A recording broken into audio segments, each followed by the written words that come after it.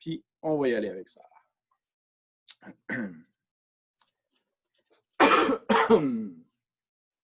Dans mon coude. Alors, bonjour tout le monde, bienvenue à ce tout...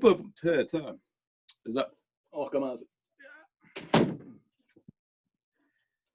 Alors, bonjour tout le monde, bienvenue à ce tout premier épisode des entrevues de la voûte Rouge et Or. Aujourd'hui, dans la voûte, on remonte à un peu plus d'une dizaine d'années plus tôt, en novembre 2009, alors que l'équipe masculine de soccer Rouge et Or a remporté le seul titre canadien de son histoire à ce jour. On replonge dans le temps, dans ces beaux souvenirs, en compagnie de deux invités qui ont contribué à cette conquête. L'entraîneur-chef de l'équipe masculine de soccer Rouge et Or, Samir Grib. Bonjour Samir. Oui, bonjour Mathieu. Quelle bonne idée en passant. Et le capitaine de l'édition 2009 du Rouge et Or, le défenseur Alexandre Lévesque-Tremblay. Salut Alexandre. Salut Matt. Merci, messieurs, d'avoir accepté l'invitation. C'est un événement marquant dans l'histoire du programme Rouge et Or Soccer. Et puis, dans les prochaines minutes, on va le revivre ensemble. Et allons-y par étapes. L'année précédente, si on remonte à 2008, vous aviez atteint le championnat canadien pour une 4e année de suite. Mais ça s'était terminé par une déception, une défaite lors du match pour le bronze, donc une 4e place au pays. Si je commence avec toi, Samir, à quel point ça vous avait servi de motivation, ça, quand vous êtes revenu en action au début de l'automne 2009? C'est sûr que Mathieu, quand on en a parlé pour préparer l'émission, tu as remué des souvenirs désagréables, mais qui ont préparé les souvenirs agréables. Puis d'ailleurs, Alex s'en rappellera, puis il me corrigera, il confirmera. C'est que donc on était à Ottawa, le championnat canadien, donc en 2008, était organisé par Carleton. Et puis, on jouait le match de la finale de bronze contre Montréal. Et c'était 0-0. Et puis, ils ont marqué sur un but litigieux. C'est qu'on avait un joueur blessé qui était sur le terrain. Puis, il y avait une règle non écrite dans le monde du soccer. Quand tu as un joueur blessé, tu sors le ballon. Imagine-toi, Mathieu, que le joueur des Carabins, il partait direct vers notre but. Nos joueurs ont arrêté de jouer, donc il passait tout seul. Il a marqué. Puis c'est comme ça qu'on avait perdu ce match-là. Et je pense que c'est ça. Moi, je pense que j'ai eu un blâme ce jour-là parce que apparemment, après le match qu'on a donné la poignée de main, j'étais un peu énervé. Mais je veux dire, c'était dans mon non-verbal. Il pensait que j'étais en train d'invectiver l'autre équipe et pas du tout. Puis je pense qu'Alex, tu me corrigeras, tu avais été suspendu. Oui, j'avais été suspendu. Il y avait eu le coach du Carabin, plus deux joueurs des Carabins qui avaient eu quelques matchs de suspension pour l'année suivante. Moi aussi, j'avais eu une suspension de 3 matchs pour commencer l'année 2009, donc ça partait pas super bien. Je n'étais pas très content envers l'arbitre, envers l'équipe adverse, donc je m'étais exprimé là-dessus. Puis ça avait abouti avec 3 matchs de suspension, donc ça a commencé mal l'année 2009. Oui, parce que pour toi, Alex, c'était ta 5e et dernière année avec l'équipe. Donc, tu n'étais pas là pour amorcer la saison et ça s'était soldé par 2 défaites en 3 matchs. Comment tu voyais ça, toi, depuis le banc? Honnêtement, c'est frustrant parce que d'un, je ne pouvais même pas être sur le banc vu que j'étais suspendu, donc j'étais dans les estrades. Puis, on avait des nouveaux joueurs, on avait des nouveaux joueurs prometteurs. Puis d'être capitaine, mais de ne pas pouvoir être là, de ne pas pouvoir les encadrer, de ne pas pouvoir participer à l'échauffement, participer au match.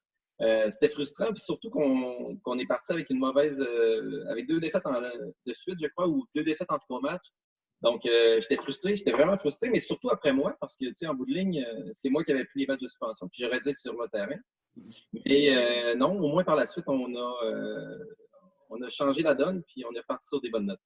Oui, parce que, sauf erreur, vous n'avez pas subi la défaite du reste de l'année. Non, exact. C'était une belle année. Ça ne veut pas dire que vous n'avez pas eu d'embûches en cours de route, des blessures, entre autres. À un certain moment même, vous avez dû trouver un gardien d'urgence. Vous pouvez me raconter ça?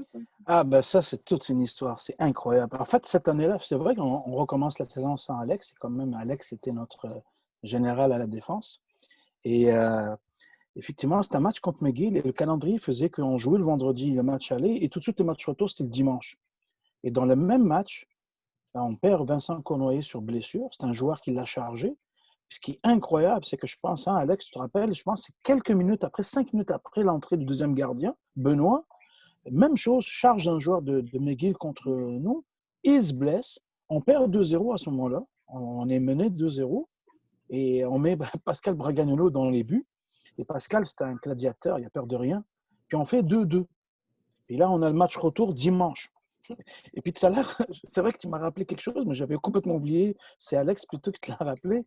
Et effectivement, j'ai tout fait pour trouver un gardien de but. Et j'oublierai jamais ce moment-là parce que j'ai vu le regard de mes joueurs en disant: Hey coach, c'est mieux qu'on mette Pascal là, parce qu'on n'a pas confiance dans cette recrue de dernière minute. Et ce qui est impressionnant, c'est que ce match-là, Alex, tu t'en rappelles, on le gagne 3-0 de façon tellement facile. C'était vraiment exceptionnel parce qu'on passe si tu veux, d'une certaine, franchement, inquiétude. Comment déjà là, on a fait 2-2 avec sans gardien, puis tu arrives dimanche. Moi, c'est les souvenirs que j'ai, mais surtout, je n'oublierai jamais le regard d'Alex. Ça, je me rappelle. Il me regarde, il dit: Sam, t'es sûr que c'est avec lui qu'on va gauler? Ouais. Il me parle, il me dit: Sam, oublie ça, on va mettre Pascal. Puis c'est exactement ce qui s'est passé là. Pascal Mais qui au est un moins, ça a défenseur. parti notre saison comme il faut par la suite, je pense. C'est vraiment été un élément déclencheur parce qu'on avait confiance au groupe, peu importe ça allait être qui, même si on mettait un joueur dans les buts, on se disait qu'on allait être imbattable, on n'allait pas laisser aucun tir, on n'allait pas se faire marquer. Fait que de les battre comme ça, McGill 3-0 à la maison avec un joueur dans les buts, honnêtement, pour le reste de la saison, ça a donné un gros boost. Parce que Pascal était un défenseur, évidemment. En 2008, vous aviez perdu la finale du RSEQ avant d'arriver aux Nationaux. Et là, cette fois-ci, comme on le disait, vous avez, après les petites erreurs de début de saison, vous avez tout gagné. Et c'est à titre de champion que vous vous présentiez en Colombie-Britannique pour le championnat canadien. Puis une finale québécoise qui avait été dure physiquement pour Alex, si je me rappelle bien. Hein.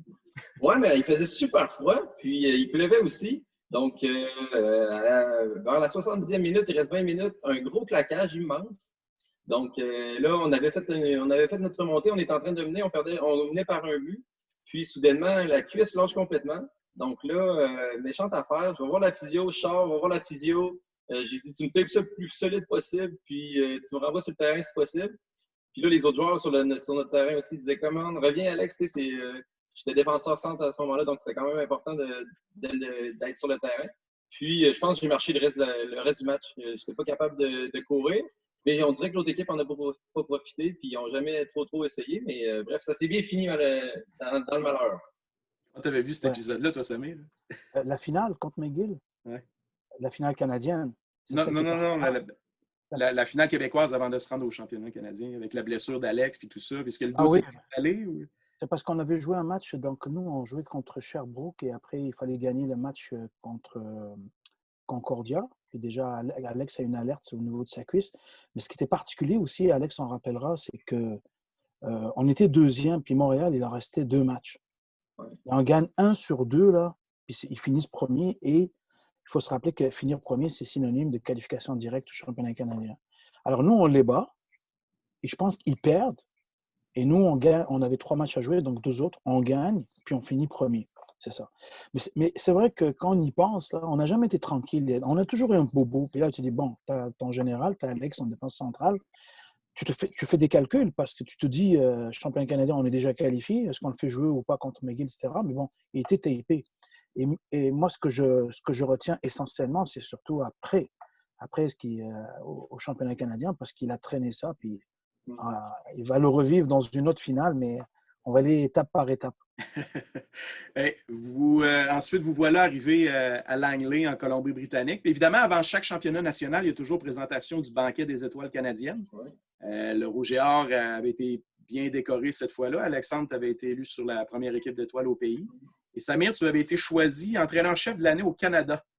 Et évidemment, quand on gagne des prix, ça veut dire qu'il faut monter sur scène, prononcer un discours, et pour l'occasion en anglais. Comment ça s'est passé? Mais bien avant ça, Mathieu, donc on joue la finale provinciale contre McGill, on mène 3-0, il ne reste pas beaucoup de temps, il y a Gilles Lépine qui est à ma droite. Il vient me voir, il me dit: écoute Samuel, je m'excuse, je ne suis plus capable de me retenir. Donc ça, c'est comme 3 jours avant le banquet. Il me dit: écoute, je ne suis plus capable, il faut que je te le dise. Tu es l'entraîneur de l'année au Canada. Donc, ça m'a permis au moins le temps de me préparer. Donc, il y avait juste une personne qui le savait, c'était Michel Fischer. Je l'ai mis dans la confidence. Et pendant tout le banquet, là, je savais que c'est moi qui gagnais. Puis, donc, vous le savez, dans les banquets, il faut dire un discours.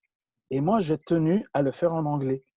Et puis, naturellement, mes joueurs se sont bien moqués de moi. Ils m'ont même filmé, ils ont mis ça sur Facebook. Je veux dire, vous m'enlevez ça tout de suite. Mais c'est des bons souvenirs. Mais franchement, par principe, je tenais à le faire. Est-ce qu'ils ont compris mon discours? J'ai aucune idée, mais moi, je sais que je savais ce que je disais. À la base, on n'a pas compris. Puis je pense que la salle non plus n'a pas compris. Mais rendu là, c'est pas grave. Mais je pense que c'est pratiquement le highlight de notre championnat canadien. Je pense que avant la victoire même, ça a été un gros highlight de notre championnat canadien. Non, c'est des beaux moments, absolument. Ouais, ben, des moments comme ça où tu peux t'amuser puis embarquer toute l'équipe là-dedans puis détendre l'atmosphère en même temps. Là. Je pense que c'est important dans ces moments-là, j'imagine, pour vous autres. Oui, donc définitivement. Puis je pense que tout le monde a trippé aussi. Là, les joueurs, c'est le fun. On avait une belle reconnaissance, on avait une super belle saison. Puis d'avoir un entraîneur de l'année au Canada, c'est quand même une belle reconnaissance pour toute l'équipe, je pense aussi, là, pour toute l'équipe d'entraîneurs, puis pour Samir aussi. Donc non, c'était très positif. Puis Alex, donc il y avait toi et Gabriel Moreau, hein, vous étiez sur la première équipe d'étoiles. Hein? Exactement, oui. C'est ça, oui. Non, c'est vraiment des beaux moments, mais ce qui était particulier, c'est que c'était une série d'aventures, et c'est ça la beauté du sport, parce que finalement, on n'a jamais été tranquille, on a toujours un petit pépin quelque part. Et on a eu d'autres même le lendemain. Ben, parlant d'aventure, parce que là, on arrive au jour de match, votre premier match du championnat. Puis le moins qu'on puisse dire, c'est que votre préparation pour la partie quart de finale contre l'île du Prince-Édouard, ça a été un peu écourté puis un peu stressant. Oui, non, à la base, on est étudiant en club, donc on a encore des examens, on a encore des travaux à remettre. Puis on avait un joueur qui avait un travail à remettre. Puis on s'était donné rendez-vous dans le lobby à une heure quelconque. Puis lui, il est arrivé plus tard parce qu'il devait remettre son travail absolument. Donc là, on part un petit peu en retard de l'hôtel. Puis finalement, on commence à se perdre sur le chemin du terrain. Je pense qu'on est arrivé, honnêtement, 40-35 minutes avant le match. Ça n'avait aucun sens. Habituellement, tu arrives 1h30 avant le match. Le premier match, championnat canadien, le monde sont stressés. Tu sais pas on joue contre les du Prince-Édouard, donc tu les connais pas, rien. Eux, ils s'échauffent depuis 30 minutes. Nous, on est là. Petit à petit, on arrive sur le terrain. On s'échauffe comme on peut. L'arbitre arrive, il faut se placer. L'hymne national. Non, ça n'a pas été la meilleure préparation d'avant-match, comme on peut dire. Puis toi, Samir, quand vous êtes dans le bus et puis vous tournez en rond, vous cherchez la place, comment tu te sens? Oui, ben d'ailleurs, Alex, merci pour le rappel. J'avais oublié, moi, que c'est vrai que tu n'oses pas dire le nom par respect pour lui. C'est la personne qui fait un travail. Non, ce qui était incroyable, c'est que depuis ce temps-là, moi, j'ai appris, c'est que maintenant, quand les autres championnats canadiens, là, j'essaie d'aller faire du repérage pour savoir les informations que nous avions, est-ce que c'était les bonnes en termes de temps pour se déplacer. Il faut dire, à l'époque, là, on imprimait les papiers puis on suivait les plans. Hein, il n'y avait pas de GPS, là. Ça n'existait pas. Et c'est vrai qu'on arrive à la dernière minute. En fait, les gars, on leur met de la pression, etc. Mais il faut dire que ce groupe-là était exceptionnel. Il y avait un état d'esprit, là, c'était une gang d'amis. Puis Alex va s'en rappeler, là, on avait un préparateur physique qui s'appelle Maxime Sanou. Et Maxime Sanou, là, c'était un vrai clown. Il avait tendance, cette force de venir dédramatiser, de mettre de l'ambiance. Juste te donner un exemple. Non seulement on arrive en retard, il fait faire l'échauffement à l'équipe, c'est la gang de clowns qui arrive en retard. L'autre équipe nous voit arriver et dit hey, je pense qu'on va les prendre, ils ne sont pas prêts. Puis il filme, rappelle-toi Alex, il filme l'échauffement. Il y a une caméra dans les mains. Parce que moi, je lui ai dit que je voulais faire un montage vidéo de l'événement. Donc, je lui ai dit peux-tu filmer? Là, je me fâche, je dis Max, lâche la caméra, on n'a pas le temps. Là. Bref, alors, on commence le match. Et puis, les gars, c'était un groupe très particulier. Donc, on commence le match. Les gars dominent le match. La qualité de jeu, c'est bien. Je pense qu'on mène même 2-0. Ils font 2-1. On fait 3-1. Mais on ne s'est jamais senti honnêtement inquiété parce que c'était un groupe qui était arrivé à maturité. Puis on gagne 3-1 contre l'île du Prince-Édouard. Toi, qu'est-ce que tu te souviens de ce premier match-là, Alex? Honnêtement, juste qu'on est arrivé en retard, puis le résultat final. Je ne me rappelle plus grand-chose de ce match-là, mais on savait qu'on avait une super bonne équipe. Là, puis je pense que c'était quand tu finis premier au Québec, généralement, tu tombes contre une équipe un peu moins bien classée au Canada. Donc, non, on était assez confiants. Puis honnêtement, tout le long du championnat, puis tout le long de l'année, on était une équipe assez confiante. On était des amis, on jouait l'un pour l'autre, puis on avait toujours confiance en nos forces. Donc, à part le petit retard, là, pas grand-chose que j'ai retenu de ce match-là, bien honnêtement. L'adversaire suivant en demi-finale, l'Université de Toronto. Évidemment, le temps de préparation entre un quart de finale et une demi-finale de championnat canadien, c'est jamais très long. Et plus souvent qu'autrement, on affronte un adversaire qu'on ne connaît pas beaucoup. Comment vous êtes attaqué à cette tâche-là, Samir? En fait, tu vois, Toronto jouait après nous. n'oublierai jamais, il faisait super beau. L'université donc c'est Trinity Western. Ouais. C'est très particulier parce qu'ils ont 2 terrains de soccer, puis il y a un chemin de fer entre les deux. C'est très particulier. Donc là, je me rappelle, moi, lors du match, là, le train passait dans mon dos. Là. Il était un mur derrière moi. Donc là, j'entends même encore le son de cloche, puis j'ai encore même l'odeur du gazon mouillé de ce terrain-là. On a vu Toronto jouer. Puis franchement, rappelle-toi, Alex, on était impressionnés. Là. Il était vraiment bon. Honnêtement, on avait quasiment peur. On dirait tabarnouche. OK. Ouais. Et la peur a été finalement une alliée parce que c'était une très bonne équipe. Et je pense qu'honnêtement, c'était peut-être l'équipe la plus forte du tournoi qu'on avait vue. Là. On a vu les autres équipes. Et puis, une très bonne équipe. Puis là, on les affrontait le lendemain. Mais ce qui est arrivé le lendemain, c'était un match de rêve. Au niveau des principes de jeu, pour moi, c'était peut-être le match le plus abouti de l'année. Les joueurs, c'était facile, tout marchait. Puis en plus, le destin se met en plus de notre côté. Parce qu'on a eu des moments difficiles, mais des fois, le destin nous faisait des clins d'œil. Dans un face-à-face, dans une échappée de Gabriel Moreau, qui était un joueur exceptionnel, il se fait carrément couper en deux par le gardien adverse, ce qui fait que Toronto joue à 10. Déjà que c'est à 11 contre 11, on était très menaçant. Et là, Alex, je ne me rappelle pas, on menait déjà 1-0. Oui, on menait 1-0, puis finalement, on marque 2 buts. Je pense que ça s'est fini 3-0 ce match-là. Mais on a vraiment dominé. Puis quand on a commencé à jouer au début de la première période, après, on s'est dit qu'ils sont moins bons qu'on pense finalement. Je pense qu'on les avait surestimés. Puis c'est drôle parce que quand tu regardes un match, on dirait que l'adversaire est toujours meilleur que ce qui est en réalité. Mais toi, tu sous-estimes un peu, mais quand on l'a affronté, là, après 5-10 minutes, on était très confiants. Puis après le carton rouge, là, on savait qu'on allait gagner définitivement ce match-là. Donc, je pense que ça a donné un bon boost aussi pour la finale. Mais ce match-là, Mathieu, là, je parle comme entraîneur, là, au niveau de la qualité de jeu offerte et les principes de jeu, là, c'était vraiment c'était un beau spectacle que les gars ont donné. Pour moi, c'est un des meilleurs matchs de ma carrière d'entraîneur. Tout fonctionnait, c'était magnifique. Et le soir, qu'est-ce qu'on fait le soir? On regarde le match entre Trinity Western et McGill. Et McGill gagne en penalty. Et ça, ce n'était pas le meilleur scénario pour nous. Non? Parce que vous aviez un adversaire que vous connaissiez bien à ce moment-là. Oui, mais surtout que les deux dernières... Une semaine plus tôt. Non seulement une semaine plus tôt, mais quelques semaines avant, on les a battus 3-0 en championnat, 3-0 en finale. Puis en finale, Alex t'en rappellera, c'était d'une facilité. En plus, ça roulait, là. Tout marchait. On était au summum de nos qualités. Et puis là, on joue contre McGill. Et souvent, quand tu joues contre une équipe que tu as battue plusieurs fois, il y a un piège mental de relâchement, de les prendre à la légère. De la même façon que... Je ne dis pas que les gars les ont pris à la légère, pas du tout. Mais de la même façon... Pour te rappeler, on avait quand même acheté du champagne avant le match, donc on est assez confiants. Oui, mais Alex, ça, c'est quelque chose qu'un entraîneur ne sait pas sur le coup. Hein? Comme plein d'autres choses. Mais on l'a su après. Mais Alex, rappelle-toi,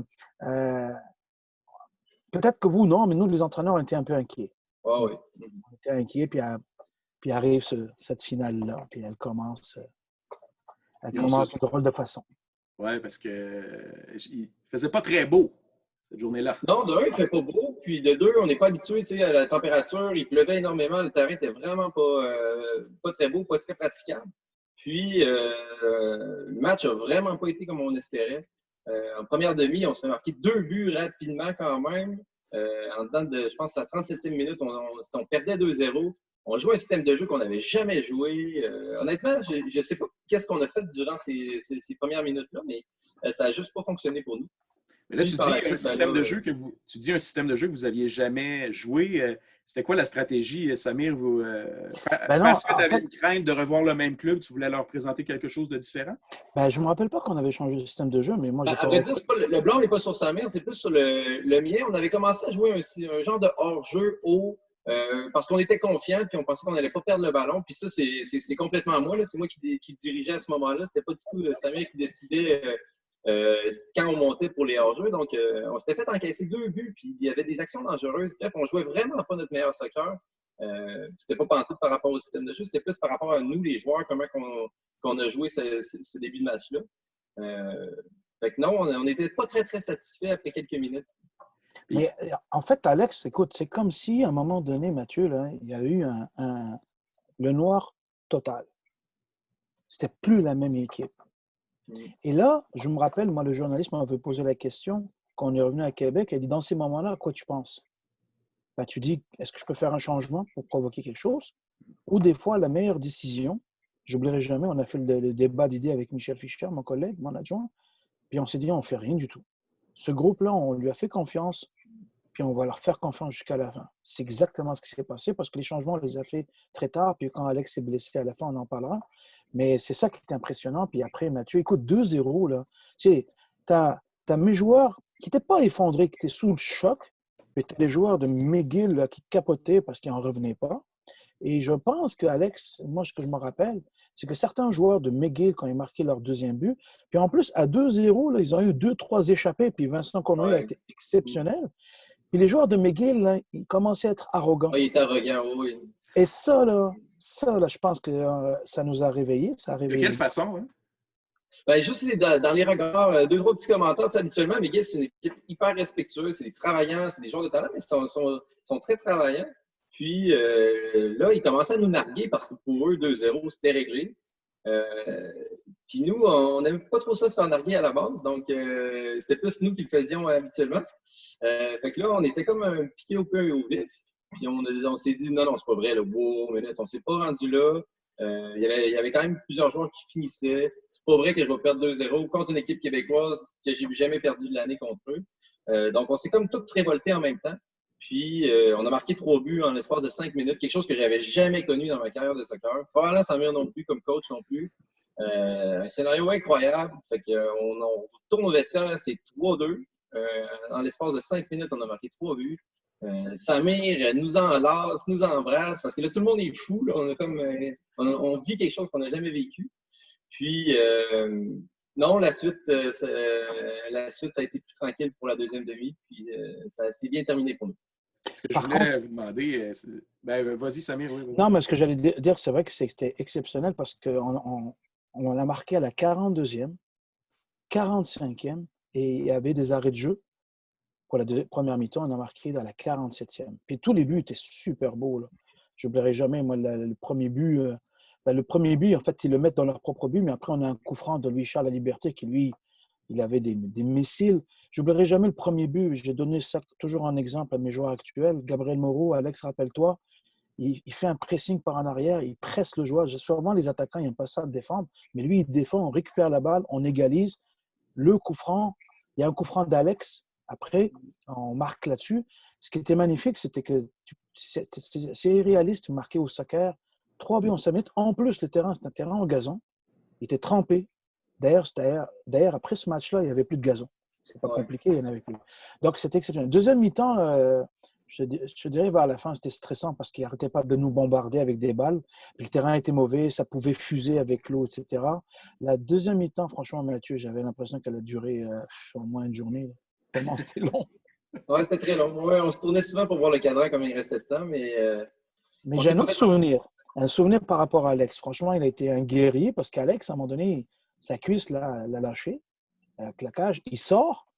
Puis là, j'essaie de pas faire le changement. Il me dit non, tu ne changes rien du tout.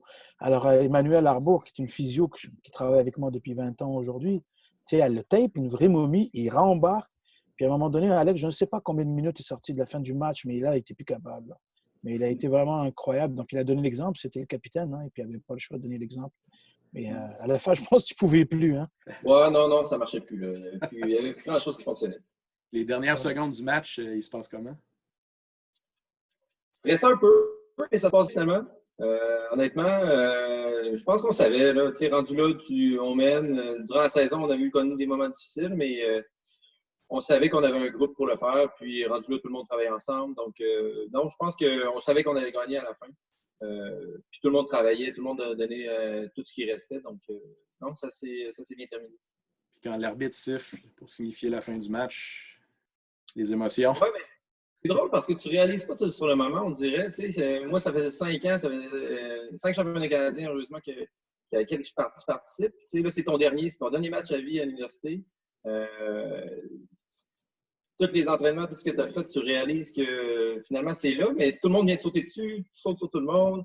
Tu es super content, mais tu ne réalises pas nécessairement l'ampleur. Je pense que au départ, tu te dis c'est un match comme les autres, puis après, tu fais comme Colin, je suis champion canadien. Puis, tu sais, c'est la première fois de l'histoire, on a amené le programme à un autre niveau. Fait que, tu sais, à un moment donné, plus tard, tu réalises la fierté que ça peut t'amener, puis tout l'impact aussi que ça peut avoir sur un programme, pour le recrutement, pour n'importe quoi par la suite. Fait que je pense que tout le monde est vraiment fier de ce qu'on a accompli. Ben, c'est des bons mots, ça. Puis en fait, tu as parlé de l'impact et tout ça. Puis tu sais, là, la preuve, c'est qu'on est une dizaine d'années plus tard, puis on en reparle encore, puis ça va toujours rester ça. Vous allez toujours être les premiers champions canadiens de l'histoire du Rouge et Or Soccer. Mais comment vous évaluez tout ça? Quel impact cette victoire-là a eu dans votre propre vie? Ben, je te dirais, d'ailleurs, l'automne dernier, on a fêté le 10e anniversaire de cette victoire, puis j'ai revu tous les joueurs ce sera toujours une équipe qui restera dans mon cœur, dans ma tête. C'était exceptionnel. En ce moment, c'est la seule équipe qui a gagné, là. Mais c'était un groupe très particulier. Ça donne des repères pour savoir comment ça marche, la dynamique. Il y avait on avait des bons leaders. On avait beaucoup de maturité dans cette équipe-là, mais Alex a dit quelque chose d'important. C'était surtout des amis. Ils étaient vraiment tricotés serrés. Là, c'était exceptionnel. Mais par la suite, il y a plein d'autres moments agréables. Il faut que je t'en parle parce que quand on était dans le vestiaire, je n'ai même pas eu le temps de fêter avec les gars. J'étais malheureusement avec Michael Boutin, puis lui a été pris au hasard pour le test, l'antidopage. Puis ça a pris comme 45 minutes. Les gars attendaient d'ouvrir les bouteilles de champagne. Et ensuite, quand on est venu dans le vestiaire, c'était magnifique. Puis, tu vois, j'ai parlé de Maxime Sanou, puis Michael Boutin, c'était le leader d'ambiance de l'équipe. Il avait un cri d'équipe sous forme de questions. C'était magnifique. Ça a été comme ça à tous les matchs. Puis dans le vestiaire, c'était très beau. C'est des moments que tu ne peux pas oublier. D'ailleurs, quand on en parle, tous ceux qui ont vécu ce genre de moments, ben, tu les ressens. Comme je te dis, je sens encore l'odeur du gazon juste en parler. Mais beaucoup de leçons pour la suite. Mais après, j'aime pas faire des comparaisons. Moi, je suis un entraîneur, j'ai continué mon chemin. Mais ce qui est important, c'est que cette équipe-là a été exceptionnelle et elle le restera toujours. Et toi, Alex? Moi, je dirais, franchement, au-delà du sport, on est resté amis, on est resté proches, on se côtoie toujours. Puis, tu sais, quand tu vis des moments comme ça, je pense que ça te marque, oui, pour le sport, mais surtout parce que c'est tout le temps des souvenirs que tu vas te rappeler. Mais pas juste des souvenirs par rapport au sport que tu as fait, aux entraînements, tout ça, mais des souvenirs par rapport à la chimie que ça peut amener, au challenge que un fait envers l'autre. On s'est rapprochés, puis c'est quelque chose que les gens qui ne font pas de sport ne peuvent pas nécessairement comprendre, je pense. Mais tu es tellement tissé serré, même avec des gens qu'habituellement tu ne t'entendrais pas nécessairement bien ou que tu n'as pas des affinités, tu restes marqué par ça, puis tu restes que tu poses des questions à ces gens-là, tu t'intéresses vraiment à leur vie parce que tu as vécu quelque chose de différent, puis tu restes proche de ces gens-là. Fait que, non, aujourd'hui, on a encore une super belle proximité, on se parle souvent, au retrouvailles, tout le monde était là, puis on se voit une fois par année, tout le monde ensemble. Donc, non, c'est vraiment un beau groupe qu'on avait, puis c'est surtout cet aspect-là là, que je garde en mémoire. Mathieu, je peux te dire que le lendemain, parce qu'ils sont sortis fêter, puis ça, je vais te raconter une anecdote. Moi, je rentre à l'hôtel, et tu ne croiras pas, là, Alex, c'est moi, j'avais un travail à rendre. Je suivais une formation, puis il fallait absolument que j'envoie mon document. Donc, toute la nuit, je travaillais dessus, puis à un moment donné, j'avais envie de revoir la fin du match. Donc, je suis allé sur le site du championnat canadien. Alex, j'avais le trophée dans la chambre d'hôtel, là. Puis j'avais la grosse bannière, là. Puis je regardais le match, puis là, j'étais comme stressé. Je dis, hey, White Cup, elle est là, la coupe, là. Tout d'un coup, là, je me dis, heureusement qu'elle est là. Eux, ils sont allés fêter. Hein, ils ne sont pas allés fêter dans un restaurant, vous devinerez. Mais le lendemain, je sais que Michel Fischer et moi, on a acheté beaucoup de gomme parce qu'on prenait l'avion, là. Mais tous ces moments-là, c'était… Et l'autre souvenir que je me rappelle, ça, c'était franchement la classe totale. Le coach de McGill, Alex t'en rappelle, David Simon, après le match, tu sais, c'était un choc pour lui. J'essaie de me mettre à sa place. Tu mènes 2-0, tu perds 3-2. Il est venu dans le vestiaire. Puis il a remercié les gars. Il dit, les gars, félicitations, vous étiez la meilleure équipe cette année. Franchement, ça, là, ça marquera à vie, là, ce monsieur-là, ce gentleman. Non, vraiment. Puis je pense que tout le monde a apprécié aussi. Tu sais, dans la défaite, c'est pas facile nécessairement, mais d'avoir un geste de respect comme ça, puis c'est vraiment chapeau à lui parce que je pense que tout le monde a vraiment apprécié. Puis à un moment donné, on est en train de fêter, là, il rentre, on est comme, oh, Colin, on va arrêter de fêter un petit peu. Dès qu'il est sorti, on a repris les festivités, mais non, c'est un grand acte de respect de sa part. Souvenir. Merci les gars de vous être prêtés au jeu. C'était vraiment le fun de replonger dans tout ça, dans cette conquête 2009. du championnat canadien par l'équipe masculine de soccer Rouge et Or. Merci beaucoup de vos Mathieu, confidences. Merci, Mathieu. Je vais rajouter quelque chose parce qu'au fond, on a un record. Hein. C'est que ça ne s'est pas terminé là. C'est qu'on a un triplé historique. C'est que les gars, là, ils ont signé un pacte parce qu'on a gagné le championnat provincial, championnat canadien, puis ils ont enchaîné, puis on a gagné le championnat hivernal. Et jusqu'à maintenant, aucune université ne l'a fait. Donc, vraiment un triplé historique avec une édition 2009 historique exceptionnelle. On va se souvenir longtemps de 2009. Ça fait plaisir, Matt.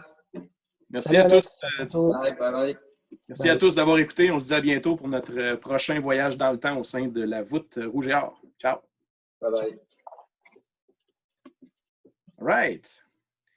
Et on était à 2 minutes 20 de se faire couper par Zoom parce que c'est 40 minutes maximum. OK, tu as pris la formule gratuite? Ouais, j'ai pas. Non, c'est ça, j'ai pas payé. OK. J'ai pas payé encore là-dessus. Mais, je vous laisse, moi j'ai un rendez-vous que je peux pas manquer. Hey, merci beaucoup, Alex. Salut, bon rétablissement. Ciao, Alex. À bientôt. Salut, Matt. Merci beaucoup. Salut, les gars. Merci encore. Sinon tu aurais pu me le demander. Je t'aurais mis sur mon Zoom à moi. Ah, c'est bon. Salut, bye. On est correct. Bye. Good. Salut.